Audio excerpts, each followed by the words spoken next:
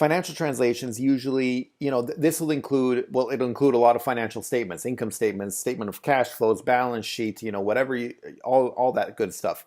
And this requires a tremendous amount of attention to detail.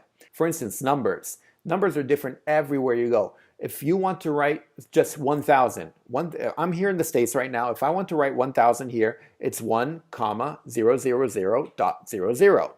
Okay, so if I'm in the States, this is how I write 1,000, right? However, if I am in Italy, I switch those two around. Here, I'll do it under it just so you can see the difference. That's how I would write it in Italy.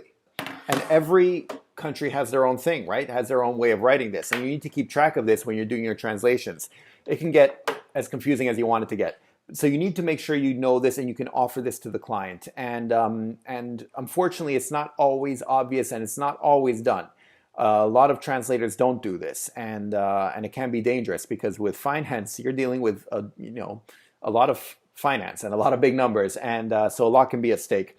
And you want to be someone reliable, because if people can't count on you to get this stuff right, then it can be very dangerous. And so even if you get the translations right, but then you're copying down the numbers and you get the numbers wrong, that can be dangerous. So you should really try to pay attention to detail. For finance, you have to pay attention to detail. You have to pay attention to the numbers, and you have to know what you're doing.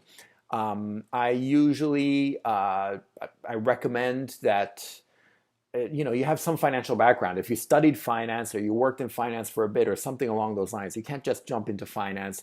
And if you've been translating literature or even website marketing material, stuff like that, you can't just jump into finance. You need to know something about finance, just because it can get so specific.